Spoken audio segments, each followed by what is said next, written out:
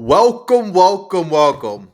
Well, folks, talk about gut punches because that is what the New York Mets received today with Kodai Senga, who was absolutely cruising through a little more than 5 innings, surrendering 2 hits, looking nasty. One day after David Peterson pitched a no hitter, the Mets were up by a few runs. Jeff McNeil, the squirrel, he had a few RBIs, a big home run. The Mets were cruising.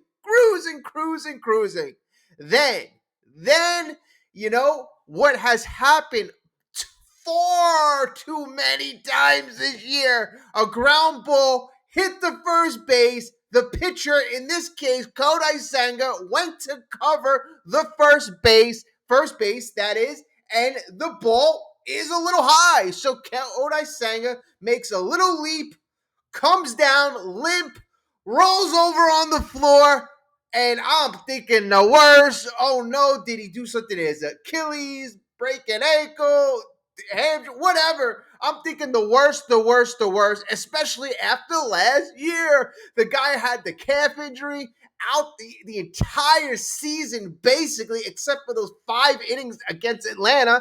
And you know what? I'm like, I know the Mets. We are built. Here's the good thing. The good positive thing is the Mets are built to take gut punches, right? So this is a big one. This is a big gut punch. But the Mets are, again, built to take gut punches. The immediate move is you're going to have Max Kranick come up, take the spot of Kodai Senga. Kodai Senga, according to Carlos Mendoza, will be on the IL. He will be on the IL. Now, the extent of his IL trip will be determined by tomorrow's MRI, depending on when you are watching this, today's MRI. So it is going to be crucial, the timetable dependent on how severe that is. Now, from looking at the play. And you know what? The good thing is the Mets won. We're going to talk about that in this video. We're also going to talk about Carlos Mendoza's comments, Pete Alonso's comments. We're going to talk about that as well. Because I got something to say about that. But before we get into anything, I just want to continue to thank you for tuning in. Like, subscribe. It helps out the channel. I'm going to be putting out small clips here and there. I do appreciate everyone, all the support. I cannot say thank you enough. All right. So again, the Mets were cruising. Kodai Senga was cruising, and this play has to happen, right? This play has to happen because you know what? The Mets, they've been dealing with this all year, essentially, and gut punch after gut punch. Now, this is going to be 60% of their starting rotation out from what they set out for it to be. You got Montez still out, hopefully coming back very soon. Manaya still out, hopefully coming back, soon. But, that injury, in my opinion, has been way longer than it should have been. But at the end of the day, it didn't matter because the Mets were cruising. Now you lose Kodai Senga, who was a rock. I mean, his ERA was down to the 1.4 range. So luckily, he got a 7th win. He went 5 innings. And the Mets, luckily, were able to hold on to the lead. Now, after the game, Carlos Mendoza put out that, and this is kind of ironic. He put out that, the injury occurred right before he leaped, right before Kodai Senga leaped for the ball that Pete Alonso overthrew, right? So then I'm like, okay, I'm not sure if that makes it better. I'm not sure if it makes it better because now you're telling me the guy gets injured and he's forced to make an overexertion play by leaping. So does that make it better? Or are you just trying to cover up the fact that Pete Alonso made another bad throw and you're trying to take the stress off of Pete by saying, oh no, Pete's throw wasn't the cause. He got injured right before. Well, I've had many hamstring injuries, too many. I had one very severe one, but I pulled my hamstring several times. And, any single time, the first time that I tore, I had a grade 2 strain, I dove. So it was an exertion. Luckily, I never really turned it when I was just like jogging or pulling up, But in my opinion, I think the reason why I'm saying this is I think he hurt the hamstring on the leap because that's when his body had to exert, his legs had to exert, his muscles had to stretch out a bit all of a sudden. And that's where I think the injury did occur. It's an injury that didn't have to happen. That's the thing that really sucks. If Pete Alonso could really be a little more accurate with this throw, this injury did not, I repeat, does not have to happen. It's something Pete Alonso has to work out in the big way. And this video really kind of changed. I mean, I'm going into this video and where I'm before the fifth inning, I'm like, okay, the Mets are cruising, Kodai Senga's cruising, and everything is going right. And you see, even when, you got guys like Jeff McNeil getting hot, Brandon Nimmo getting hot, Juan Soto hot, Pete Alonso, Francisco Lindor, they've been hot. Now you got more guys joining the fray, joining the action, and it just shows you how hot, how good this team is, how many weapons. Our dominant part of the team has always been pitching, so that's what we want to kind of protect. The good thing is, no matter who you have in there, it seems like the Mets are able to maximize what they get out. Like Max Kranick, Brazoban, have been really great all year. Whoever takes this rotation spot, it looks like it's going to be Blackburn for, the foreseeable future, at least, right now. But it looks like, after Blackburn's last start, the Mets are able to kind of get max performance out of all of these pitchers. So, is this something where I'm saying, oh, the Mets are done? Or is it something where I'm very, very worried about? I have to see the extent because what I think Kodai Senga does, I'm not really worried about this part of the season. I'm not worried about the regular season. What I think a guy like Kodai Senga does, that type of elite guy, what I think he does is it's about the World Series. That's what it's about, the World Series. We saw the Mets last year get 2 games shy of the World Series without Kodai Senga, right? So, this year the Mets got Juan Soto, add Kodai Senga. That really dramatically improves their chance of winning those extra 6 games. So that's what I'm really focused on, not the regular season. We already know the Mets can do it without Kodai Senga. It's about winning that championship. And if you have that elite guy pitching 2 out of the 7-game series in the World Series, your chances of winning are that much greater. It also strengthens your bullpen when you have another horse like that in your rotation, another elite pitcher. So, obviously, those are guys that you want healthy. Okay, so let's really go to what Carlos Mendoza said, because Carlos Mendoza, actually, let me read you what Carlos Mendoza said, and let me give you my reaction.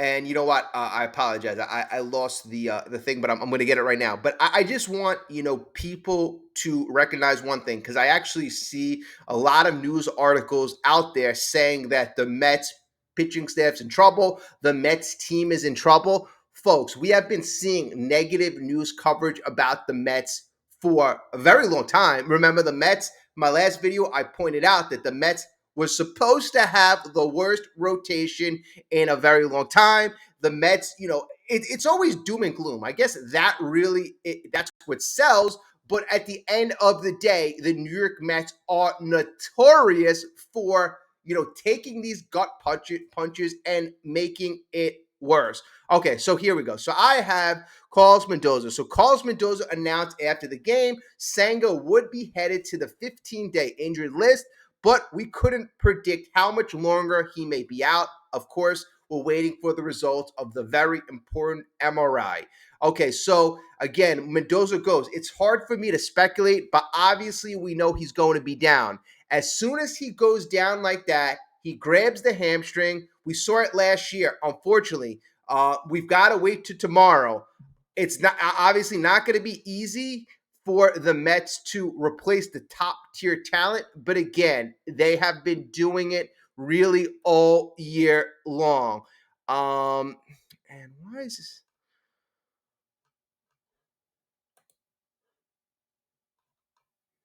And again, it's really kind of disheartening because Kodai Senga, if you really think about it, he was well on his way to an All Star game appearance. Really, I mean, he is an All Star. I mean, you got to think he was going to make the All Star game. It's not all about that, but you like to see guys get rewarded. And Carlos Mendoza also went on to say, "You hate to see anybody go down, especially a guy like Senga." Again, he refers to after what he went through last year. But Mendoza says, I keep saying it, injuries happen. We feel for him, but no one is going to feel sorry for us. And that's certainly true. That is certainly true. Other teams have dealt with injuries, and the Mets have dealt with injuries. The Mets have been able to overcome, but other teams, if Pete Alonso gets injured, if Juan Soto gets injured, if Francisco Lindor gets injured, and we've had many injuries, the other teams are like, good, good. Now is time to make up some ground. And that's why the Mets cannot, I repeat, cannot lose a beat. You cannot lose a beat. You can't feel sorry for yourselves. You can't put your heads down. It's next man up, next man up. And that's what Mendoza says. We have people coming. And the guys that are healthy now will continue to step out. We feel good with our chances with the guys we have in that room. We kind of keep going. We will get him back, Mendoza added. Okay, so again, we will get him back. And again, the Mets have options. You have Montas possibly coming back very soon. You have obviously your ace, Shore Mania. He should be back soon. Hopefully. I know. And then you got guys in the minors. Brandon Sproat. That was a name that, hey, even though he hasn't been performing well in the minors, I've seen that name, thrown out there that, oh, you're gonna bring up Sproat. But in immediacy after the injury, you are going to go with Blackburn, and Max Kranick will be taking the spot on the roster. So Max Kranick going to the bullpen and Paul Blackburn taking the starting spot. Okay, so let's go to the Pete Alonso part of the equation. And I got to say, Pete, he's a good teammate. Before I talk about this, Pete did not want this to happen. Pete, he's a guy. He doesn't want anybody to get hurt. He does not want anybody to get hurt.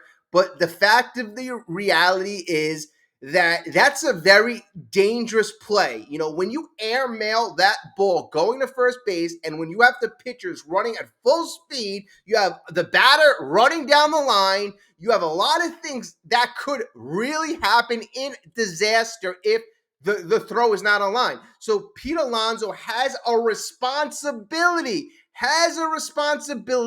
to make accurate throws, So Pete Alonso got emotional after the game. He says, it just sucks. I mean, it sucks to be involved in that.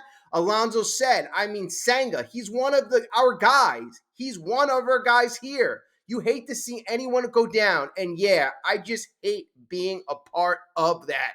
Well, the reality of the situation is, Pete, you're part of it, and you've been a part of it. You're lucky this is the only injury right now, and hopefully it's not a long-term injury, but, you tweak a hamstring, the guy's already got lower body injuries, so this is the last thing Kodai Senga really needs, but, it shouldn't have happened. It shouldn't have happened. Now, I answered one of our, great members of the channel, Will, and I said, when I was playing high school baseball back in the day, I had one of the best first basemen in our league, had the same issue as Pete, and literally, it felt like he had like 10 of these, mental errors where he would overthrow the pitcher. One time, one of the best pitchers in the league, thankfully he was on our team, he came up lame after an overthrow. And after that, our coach said, this guy's not playing first base. It is not worth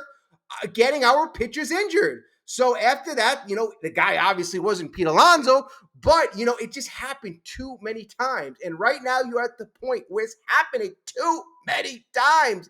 Luckily you have Pete Alonso mashing offensively, but this is the type of play that the first baseman needs to correct, needs to rectify, because it's not just about, the error. It's not just about the other team winning the game. It's about, you don't want to get your pitcher, your players hurt or put them in harm's way.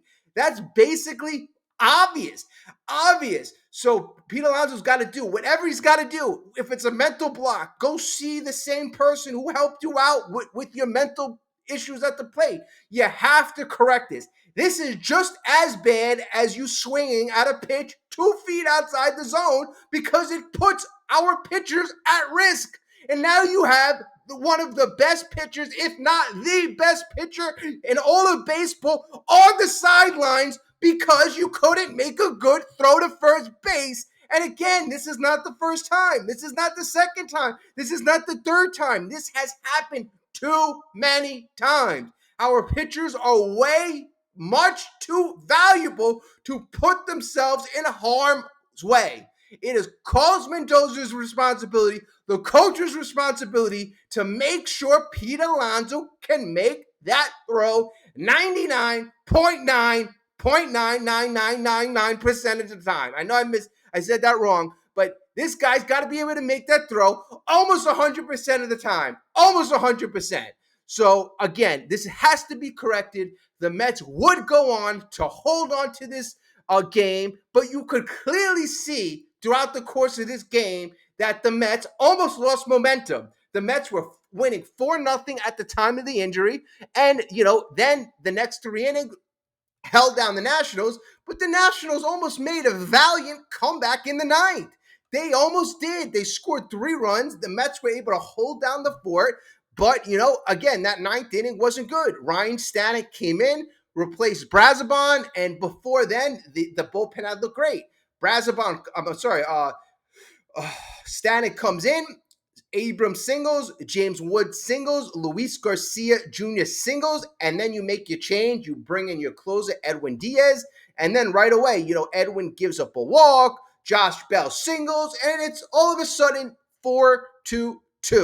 4-2.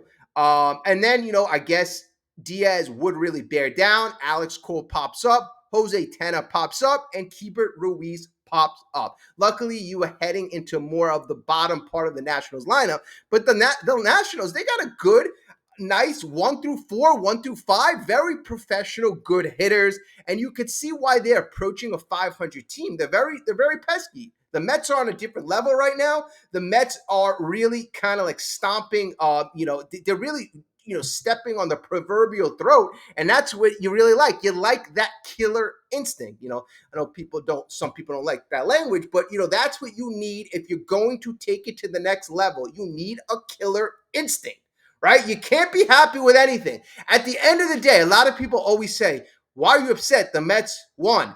It's not about winning a regular season game. It's not about winning 10 regular season games in a row. It's about making sure you make the playoffs, right? Making sure you put yourself in a good position to, advance in the playoffs. You want guys healthy. You want to, obviously, the Mets are doing great at home. Home field advantage is great. But you want to put yourself in a great position so that you can excel in the playoffs and ultimately win the World Series. The Mets haven't won since 1986. Going to be 40 years, folks. That is a hell of a long time to go without a World Series. Folks, it is time. Again, if you haven't got a chance, whether you are a subscriber, not a subscriber, hopefully if you're not a subscriber, hit that subscribe button, but definitely like the video. It'll show me that you enjoy the content. But at the end of the day, it is damn time for this team to win a championship. It is damn time. And a guy like Kodai Senga gives you that much better of a chance of winning when you have that type of ace available to pitch every 5 days. So, that's what I at the end of the day, that's what this is all about. Mets, yes, they won 4-3. Yes, they still have the best record in baseball. Yes, the Mets can overcome this gut punch. But at the end of the day, it didn't have to happen. It didn't have to happen. So, what do we have to do to avoid this? Pete Alonso's got to make sure that throw is on target. That's it. Defense is very important. Making sure you protect your players is very important as well. So, that is very, very good to correct. Carlos Mendoza said, he said the thing after the post game to try to protect Pete because he knew Pete was emotional. I'm not getting on Pete for, I know Pete didn't intend this. I know, I'm not trying to say anything malicious about Pete. I love Pete. I'm ecstatic about Pete's production.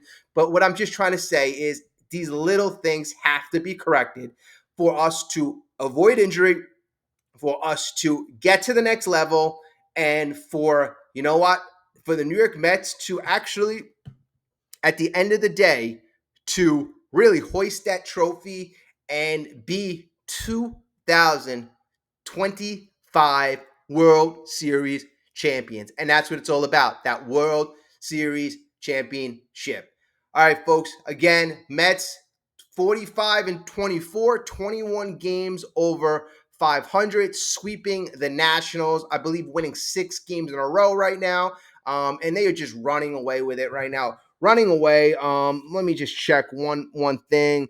And ironically, while the Mets have really gotten hot and really taken their game to the next level, you have their competition. You have the rest of the National League East just playing like crap.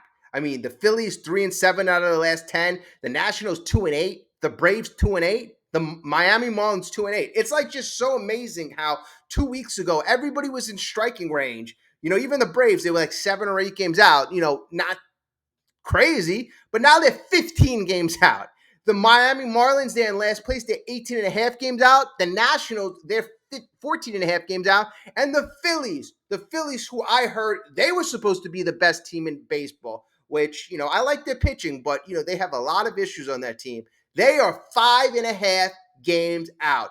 So the New York Mets taking care of business. I think they're about 4 games, 3.5 games ahead of the Dodgers now.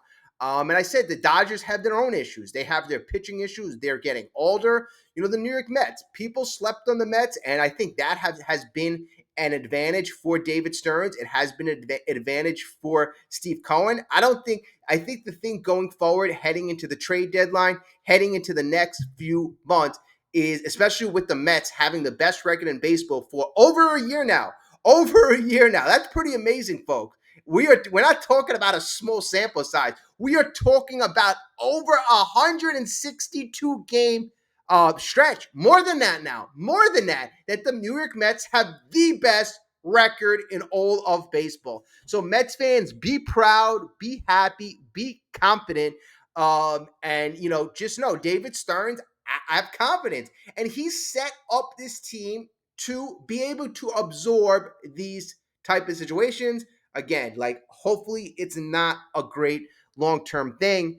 But it's actually one other thing I wanted to bring up on just a positive note. That I want to leave you with a positive note.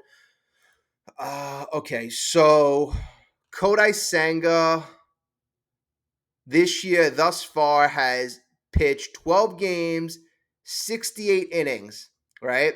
So we're in early June. Okay, mid-June now, 6/13. So we're in mid-June. So he's thrown about 70 innings. His max career was he's thrown 166 innings, right? But last year he only threw 5. So like before this year, I calculated the Mets would probably want him to be around 140 to 150 innings. So if he's out, let's say a short thing, I'm hoping it's 2-3 weeks, you have him back, by, early July, right? So, it wouldn't be the worst thing in the world because at the end of the day, he pitched 5 innings last year. You're not going to have this guy approach 200 innings. You're not going to have him probably approach 180 innings, considering his most that he's thrown in the major league is 166. So you're probably going to want him to have 150 innings. So if he misses a couple starts, it's not the worst thing in the world. It's really not. I mean, you want him there every game, but, based on that, it's not the worst thing in the world. So you just got to hope that it's not that grade 3 strain, because that would be horrible. Hopefully you're talking about a very light sprain, and I mean, at the end of the day, I was hoping that maybe it's just a cramp. Maybe it's just a cramp. But let's see what the MRI says. Let's not get too excited. Let's see what the MRI says, and let's put things in perspective then. But thank you all. I appreciate, again, all the support, all the comments. I will be speaking to everybody very, very soon. Again, let's go Mets. Keep tuning into Dominant Mets Nation. Like, subscribe, share the videos, do all the good stuff. Again, I got to clap my hands. I appreciate all the good stuff that everybody does for this channel. You guys make the channel. That's what it is. All right. Have a great day. I'll speak to you soon.